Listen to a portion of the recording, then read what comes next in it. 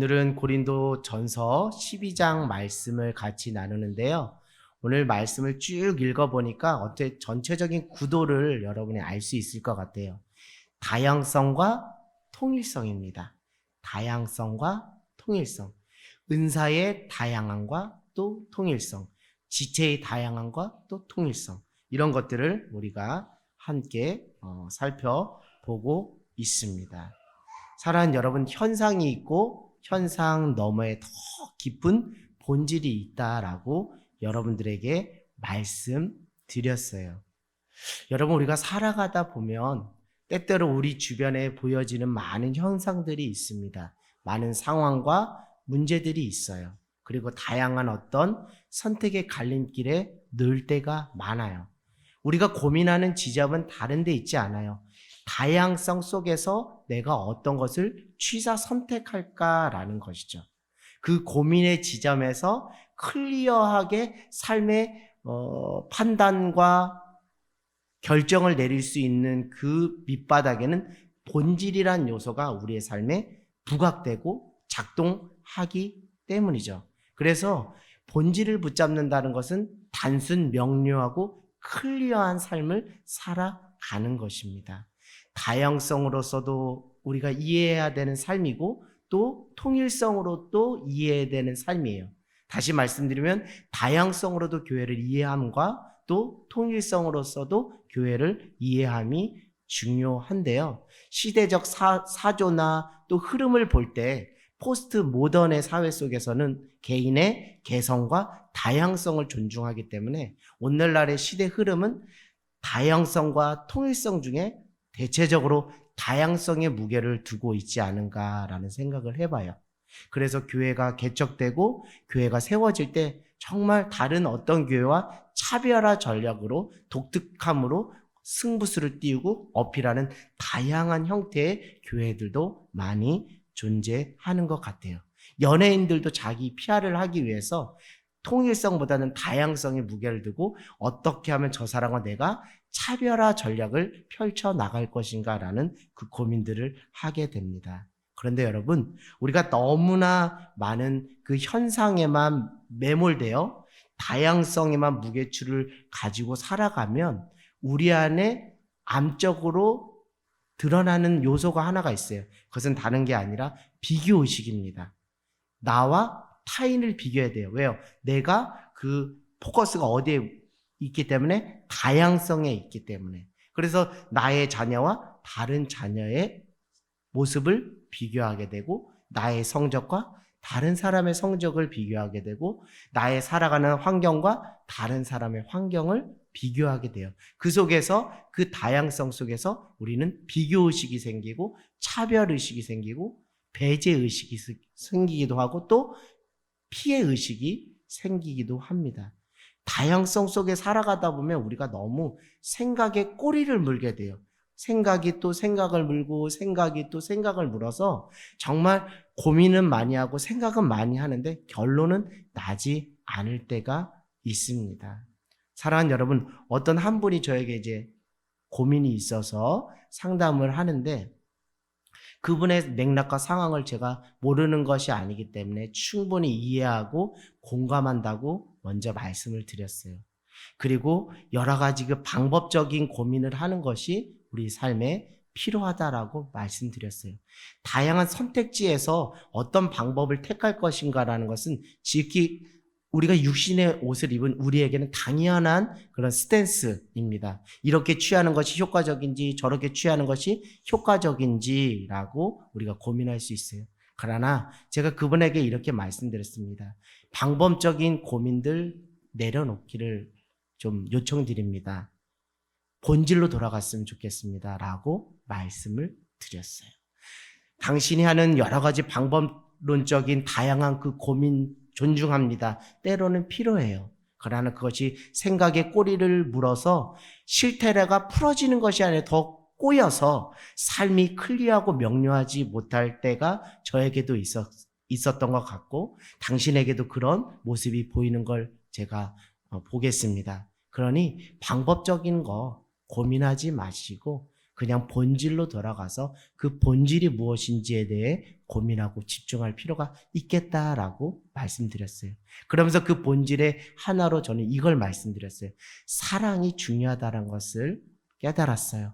사랑 하나 붙잡고 살아가는 것이 본질이겠구나라는 말씀을 드렸습니다. 사랑 하나 제대로 지키지 못하면서 여러 가지를, 격가지를 붙잡는들 무슨 소용이 있겠는가라는 생각을 하게 되었습니다. 여러분, 사랑한다는 것은 추상적인 것이 아닙니다. 말을 바꿔서 말하면 누군가를 미워하지 않는 거예요. 누군가에 대한 그런 증오나 배제나 차별의 마음을 갖지 않는 거예요. 여러분, 이것이 우리가 놓지 말아야 될 본질인 거예요. 여러분이 수많은 지식과 수많은 지혜를 가지고 방법론적인 고민을 한다 할지라도 그것이 본질인 사랑을 놓쳐버리고 더욱더 미워하는 길에 차별과 배제의식, 특권의식과 피해의식에 빠지는 그런 우를 범한다면 그 방법론적인 고민은 쓰잘데기 없는 것이라고 저는 단언코 말씀드립니다. 본질로 돌아가십시오. 여러분에게 있어서 본질은 무엇입니까? 예수 잘 믿는 것, 그거 하나면 충분한 거 아닐까요? 그렇기 때문에 한경직 목사님이 젊은 목회자들에게 여러분들, 목사님들, 전도사님들 예수님 잘 믿으세요. 그분이 방법론적인 고민을 모르고 경험이 없어서 목회적인 연륜이 없어서 그런 게 아닙니다. 살아보고 살아보니 예수 잘 믿는 것이 그게 본질인 거예요. 영혼을 사랑하는 그것이 본질이기 때문에 그렇게 말씀하는 거예요. 때로는 그것을 붙잡을 때 우리가 수많은 고민의 지점에 있었던 것들이 얼마나 헛되고 무모하고 부질없는 것인가를 여러분이 깨달아 알아갈 수 있는 줄 믿습니다. 그래서 오늘 본질이 무엇인지를 붙잡는 저와 여러분 모두가 되기를 원합니다. 현상학적인 장으로서 우리가 오늘 말씀을 보면 은사는 한 가지만 있다 그래요? 다양하다 그래요? 다양하다는 거예요. 여러 가지 은사가 있다라고 이야기를 합니다. 그러나 그 은사는 여러 가지나 4절에 보니까 무엇이에요? 성령은 같고 직분은 여러 가지나 주는 같으며 사역은 여러 가지나 그것을 이루시는 하나님은 같으며 각 사람에게 성령을 나타내게 하시면 무엇하게 하기 위해서요? 유익하게 하려 합니다. 여러분, 이게 본질이라니까요. 어떤 사람은 성령으로 말미암아 지혜의 말씀, 어떤 사람은 같은 성령을 따라 지식의 말씀을 다 어디에서 나오는 거예요? 한 성령 안에서 나오는 것입니다. 결국 은사의 다양성은 있지만 본질로 붙잡아야 될 것은 무엇이에요? 다 어디에서 나오는 거라고요? 한 성령 안에서 나오는 것이고 그것은 유익하게 하려 각 사람에게 성령으로 나타내면 유익하게 하려 함이라는 것이죠. 그렇다면 여러분 성령 하시는데 성령 충만 성령 하는데 도대체 그 성령은 무엇이냐? 그 성령의 본질이 무엇이고 그 키포인트가 무엇인지 성령의 핵심이 무엇인지 여러분 알기를 원해요. 그 어떤 현상학적인 다양성으로서 성령을 이해하면 정말 위험할 수가 있어요. 그러나 성령을 본질적인 차원에서 이해하면 성령은 다른 데 있지 않습니다. 3절을 한번 읽어보겠습니다. 3절이요. 시작. 그러므로 내가 너희에게 하나님의 영으로 말하는 자는 누구든지 예수를 저주할 자라 하지 아니하고 또 성령으로 아니하고는 누구든지 예수를 주라 할 수 없느니라. 성령은 예수를 무엇이라고 한다고요? 주라고 한다는 거예요. 예수는 그리스도 하나님의 아들 구원자라고 누가 하신다는 거예요? 성령이 한다는 거예요. 결국 성령 충만하다는 것은 다양한 성령의 은사로서의 다양성이 아니라 그것도 물론 있지만 성령이 여러분 안에 제대로 임하고 성령이 여러분 안에 작동한다면 여러분의 입술에서 날마다 무엇이라는 고백이 일어난다고요? 예수는 주 그리스도라는 고백이 나오게 된다는 거예요. 여러분에게 계속 말씀드립니다. 계속 본질적인 질문으로 계속 깊이 들어가 보라는 거예요. 성령? 다양한 은사가 있었네? 근데 이 다양한 은사는 한 성령으로 말미암은 거네? 그럼 이 성령은 무엇일까? 다양성으로 이해하지 말고 본질적인 부분이 뭘까? 그것은 예수를 주라 시인하게 하시는 것이 성령이고 또 고린도 다른 말씀을 보면 성령으로 말미암아 하나님의 은혜 깊은 것을 무엇하게 하신다고요? 통달하게 하신. 성령으로 말미암아 하나님이 우리에게 원하시고 기뻐하시는 뜻이 무엇인지 깨달아 알아가게 하신다는 거예요. 현상학적인 다양성으로 이해하지 않고 본질적인 부분으로 이해를 해야 돼. 이거를 붙잡지 않고 격가지를 붙잡다 보면 저 사람의 은사는 나의 것보다 열등해, 나는 저 사람의 은사보다 부족해라는 차별의식, 배제의식, 특권의식, 피해의식 뭐 이런 것들이, 경쟁의식 이런 것이 생기면 결국 교회는 무엇 된다고요? 갈라지게 돼 있다. 아, 왜 저런 방법을 택하는 것이 좋지? 이런 방법을 택해? 아, 저렇게 하는 것이 좋지? 이렇게 하면서 교회가 분열될 수가 있다라는 거예요. 그렇기 때문에 본질이 왜 중요한지, 본질로서의 통일성을 추구하는 것이 왜 중요한지를 여러분에게 말씀드리는 거예요. 결국 성령은 예수를 주라 신하게 한다는 거예요. 그러면 그 예수님은 누구시냐라는 거예요. 예수님은 또 본질로 들어가 보겠습니다. 오늘 말씀의 맥락으로 보면 그 예수님은 누구시냐는 거예요. 그리스도의 몸된 교회로서 그 예수님, 그리스도의 몸된 교회로서의 예수님, 교회의 머리 대신 그 예수님, 결국 무엇입니까? 은사는 다양하지만 그 은사를 가능케 하는 것은 한 성령이고 그 성령은 예수를 주라 시인하고 그 주님은 교회의 머리시며 그리스도의 몸된 교회로서 성령님은 무엇하게 하신다고요? 교회를 세워 나가기를 원하신다는 거예요. 그게 무엇 되어 있습니까? 7절에 보니까 각 사람에게 성령을 나타나게 하시면 무엇하게 하시기 위해서?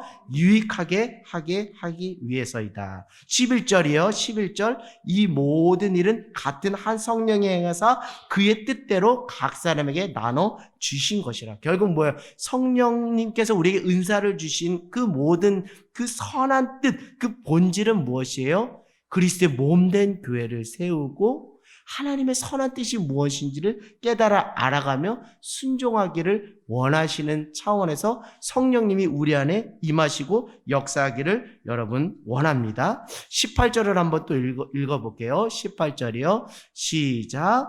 그러나 이제 하나님이 그 원하시는 대로 지체를 각 몸에 두셨으니 성령께서 우리 가운데 하나님이 원하시는 그 뜻대로 그 원대로 우리에게 임하게 하여 주신다는 것이죠. 성령님은 예수를 주라, 예수님은 나의 왕이요, 나의 주인이요, 나의 구원자라고 여러분 말씀한다는 거예요. 여러분 우리가 살아가는 삶을 단편적으로 보지 말고 입체적으로 또 이면에 있는 모습들로 이해를 한다면 여러분 예수님께서 이렇게 말씀하셨어요. 하나님을 사랑하고 내 이웃을 내 몸같이 사랑하라고 그랬어요. 내 이웃을 내 몸같이 사랑. 그러니까 몸에 대한 이해가 없으면 교회에 대한 이해도 약할 뿐더러 몸에 대한 이해가 부족하면 사랑을 어떻게 해야 할지도 모른다는 거예요. 여러분, 내 몸을 아끼듯 그리스도의 몸된 교회로서의 지체가 무엇이라고요? 내 몸 사랑하듯 뭐 하라는 거예요? 사랑하라는 거예요. 그러니까 내 이웃을 내 몸같이 사랑하라는 것은 그리스도의 몸된 교회로서의 한 분 한 분이 무엇이라고요? 지체잖아요. 그 지체를 내 몸 아끼듯 내 몸 사랑하듯 사랑하라는 거예요. 내가 아픈 것이 저 사람이 아픈 것이고 저 사람이 아픈 것이 내가 아픈 것. 이 몸으로서 유기적으로 이해하는 그 교회론적인 이해, 그것이 필요하다라는 거예요. 여러분 어떤 우리가 행동을 하고 액션을 취할 때 유기적인 그런 어떤 연합이 있습니다. 신비적인 연합이 있어요. 특별히 밥을 먹을 때 지체로서 우리 몸의 지체로서 이해한다면 밥을 먹을 때 어떻게 해요? 일단은 밥을 먹는 그 밥에 무엇이 갑니까? 시선이 가게 되었죠. 눈을 쓰게 되는 거예요. 눈을 쓰게 되고 그리고 어떻게 합니까? 손이 가잖아요. 숟가락 젓가락으로 손이 가잖아요. 그리고 뭐 합니까? 입을 벌려서 먹잖아요. 한 몸으로서 어떤 행동을 함에 있어서도 어떤 한 지체만 단독적으로 기능하고 역할에서는 그 일이 되지를 않아요. 밥을 먹을 때 보면 알아요. 그냥 눈으로 밥을 먹을 수가 없잖아요. 손으로만 밥을 먹을 수 없잖아요. 입이 벌려져야 먹을 수 있는 거잖아요. 그것처럼 그리스도의 몸된 교회로서의 지체로서 여러분이 서로 유기적인 연합을 통해서 그리스도의 몸된 교회를 세우고 하나님의 나라를 세우기를 원하신다라는 거예요. 결국 하나님의 나라라는 것은 어떤 한 사람의 특출남으로 그 사람을 단독적으로 사용해서 하나님의 나라가 이루어지고 세워지는 것이 아니라 밥을 먹을 때 서로의 지체가 연합하는 그 신비함을 통해서 밥이라는 하나의 행동의 결론을 도출하는 것처럼 교회라는 것도 그렇다는 거예요. 그래서 어떤 사람은 눈의 역할로서의 그 지체 역할을 하는 사람도 있고, 어떤 사람은 손으로서, 어떤 사람은 발로서, 어떤 사람은 입으로서 어떻게 그 역할들을 잘 감당할지를 우리가 고민해야 돼요. 그런데 그 통일성의 중심에는 무엇이 있다고요? 교회의 머리 대신 누구? 예수 그리스도. 그 예수 그리스도는 주이시고 교회 머리시라고 계속적으로 말씀하시는 분이 누구라는 거예요? 성령님이라는 거예요. 그렇기 때문에 그 성령님으로 말미암아 은사가 각자 따로 국밥으로 놀지 않고 하나로 신비적으로 뭐하게 연합하게 하신다는 거예요. 결국 오늘 말씀의 제목처럼 사랑이라는 것은 주님의 몸된 교회를 세우고 하나님의 나라를 세워가기 위해서는 내 어떤 생각과 내 어떤 경험치로는 절대 될 수가 없다라는 거. 그것으로는 자기 능력을 과시하고 자기 의만 과시할 수밖에 없어요. 그러나 우리가 한 성령 안에 있으면 서로와 서로의 지체가 존중하고 신비적으로 연합하여서 주님의 몸된 교회로서 하나님의 나라를 세워가는 놀라운 은혜가 있다는 것을 여러분 알기를 원합니다. 여러분, 지체가 각자 따로 논다. 우리가 따로, 우리 몸을 생각했을 때 우리가 따로 놀 수가 있습니까? 따로 놀 수가 없어요. 그러니까 내 몸이 같이 움직이는 것처럼 주님이 원하시는 교회는 같이 움직이는 거예요. 내 머리 따로, 내 손 따로 움직이지 않는 것처럼 내 몸을 이해할 때 한 성령 안에서 교회의 머리 대신 예수님을 따라서 예수님의 본을 따라서 함께 움직이고 함께 먹고 함께 마신다는 거예요. 그러나 지체가 따로 논다는 것은 여러분 지체가 따로 논다는 것은 이미지를 상상해 보십시오. 그리스도의 몸된 교회가 어떻게 되는 거예요? 찢기는 거예요. 갈기갈기 찢기는 거예요. 여러분 예수님께서 자신의 몸을 찢기시고 피를 흘리시면서 우리에게 무엇을 허락하신 거예요? 그리스도의 몸된 교회를 허락해 주신 거예요. 예수님께서 피를 흘리시고 몸을 찢으시면서 성소에 무엇이 찢어졌다 그래요? 휘장이 찢어짐으로 우리가 직접 누구에게 나아갈 수 있는 하나님께로 나아갈 수 있는 특권, 은혜를 주심으로 교회 공동체를 허락해 주셨어요. 그 은혜를 우리가 받았어요. 그 은혜를 우리가 경험하게 되었어요. 그렇다면 우리가 은혜 받은 자로서의 그 마땅한 반응은 무엇이에요? 그리스도의 몸된 교회로서 무엇을 이루어가는 것? 서로 사랑으로 연합하여 한 성령 안에서 한 몸을 이뤄가는데 힘쓰는 거예요. 성령이 하나 되게 하신 것을 힘써 지키는 거예요. 그런데 한 성령의 안에 있지 않고 따로 논다는 것은 결국 내 스스로의 교만과 내 스스로의 아집과 내 스스로의 욕심으로 말미암아 주님께서 그토록 자신의 몸과 피를 흘리면서 한 몸 되게 이루신 주님의 몸을 내가 인간이 못하는 행위라고요? 찢는 행위라고. 얼마나 주님 앞에 성령을 근심시키는 일이라는 거예요. 그런데 이런 것들은 다양성에만 포커스를 둘 때, 다양성, 자신의 지식, 자신의 경험치에만 포커스를 둘 때 이런 사단이 틈살 수가 있어요. 그런 차원에서 자꾸 무엇으로 돌아가라는 거예요? 본질이 무엇인가? 본질이 무엇인가? 자꾸 거기에 포커스를 두기를 원하는 거예요. 나는 성령 안에 있는가?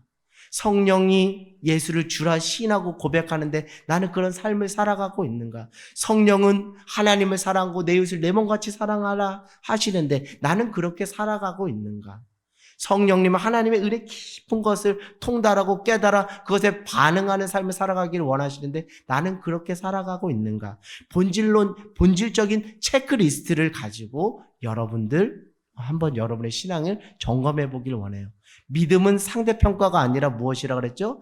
절대평가. 그러니까 여러분 성경적인 가치를 본질에 두고 자신의 신앙을 타인과 비교하지 말고 하나님 앞에 단독으로 서서 내가 성령 안에 지금 거하고 있는지 살아가고 있는지를 보는 저와 여러분 모두가 되기를 주님의 이름으로 간절히 소망합니다.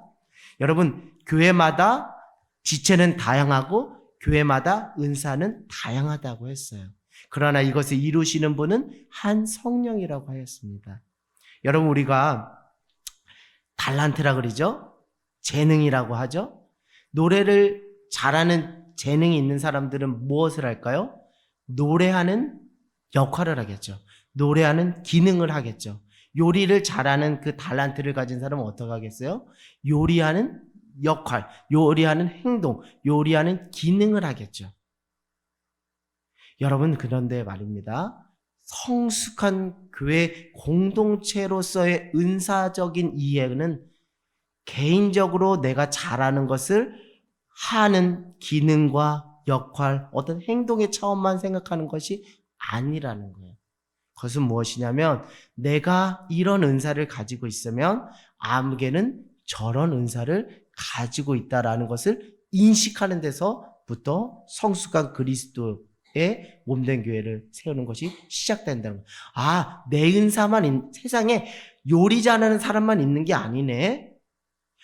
세상에 노래 잘하는 사람도 있네. 세상에 축구 잘하는 사람도 있네. 나는 내 은사만 있는 줄 알았는데 다양한 은사가 있네.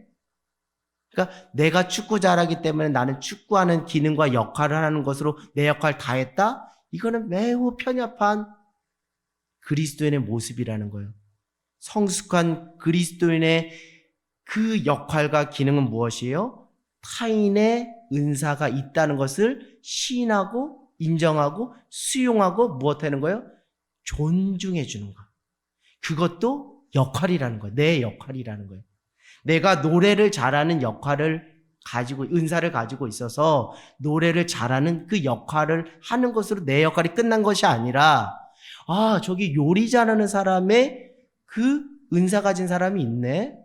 저 사람의 그 은사도 귀하구나. 참 귀하고 요긴하구나라고 인정해 주는 것도 나의 무엇이라고요?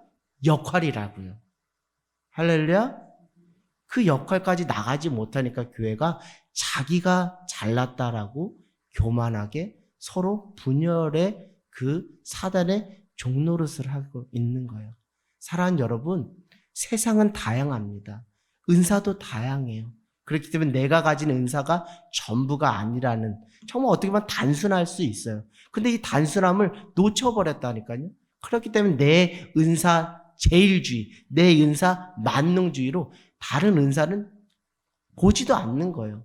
그냥 존중하지도 않는 거예요. 시인하고 인정하지도 않는 거예요. 그러나 존중하고 또 존중해주고 그런 은사가 있다는 것을 받아들이고 용납하는 것도 무엇이라고요? 내 역할이라고요. 근데 여기서 끝나는 게 아니라는 거예요. 내가 가진 은사와 저 사람이 가진 은사와 무엇하는 거예요? 만나야 되는 거예요. 만나서 합력하여 무엇을 이루는 역할까지 나가야 된다고요? 선을 이루는 역할까지 나가야 그게 성숙한 그리스도인이요 성숙한 교회의 모습이라는 거예요.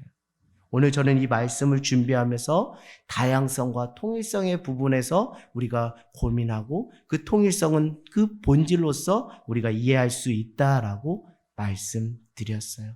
사랑하는 여러분, 여러분이 가진 은사는 무엇입니까? 그럼 옆 사람을 바라보세요. 옆 사람이 가진 은사는 무엇일까? 저 사람 은사 정말 귀하다. 저분 저렇게 참 잘 주님 앞에 쓰였으면 좋겠다라고 인정하는 것도 내 역할이고, 저분의 은사와 나의 은사가 한 성령 안에서 사랑으로 하나로 연합하여서 합력하여 선을 이름으로 주님의 몸된 교회를 세우고 하나님의 나라를 확장시키고 세워가는 것까지 나가는 게 은사 가진 나의 무엇이라고요? 역할이라는 거예요. 나의 책임이고 책무라는, 그리스도인의 성숙한 모습이라는 것이죠. 근데 이것은 나의 힘으로 자력으로 되는 것이 아니라 늘 우리가 누구 안에 있을 때, 성령 안에 있을 때, 그것은 결국 무엇입니까? 사랑 안에 거할 때, 하나님의 사랑 안에 녹여지고 적셔질 때, 그럴 때 서로를 수용하고 서로를 용납하고 서로를 품어주고 우리 같이 손잡고 짝짝꿍 해보자. 우리 한번 으쌰으쌰 해보자. 우리 한번 하나님의 나라를 위해서 우리 같이 헌신해 봅시다. 우리 함께 만들어 가요. 이렇게 찬양이 나올 수 있다라는 것입니다. 사랑하는 여러분, 길을 잃었습니까? 그러면 본질로 다시 돌아가는 저와 여러분 모두가 되기를 원합니다.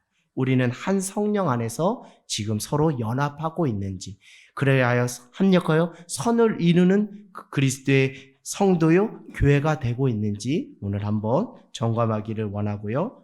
내 삶이, 우리의 교회가 성령이 하나 되게 하신 것을 힘써 지키고 있는지, 그것은 바로 사랑을 힘써 지키고 있는지, 그런 고민 지점 속에서 우리가 몸부림치며 고민하며 또 주님 앞에 건강하게 한 성도로서 주님의 몸된 교회로서 세워지는 저와 여러분 모두가 되기를 주님의 이름으로 간절히 소망합니다.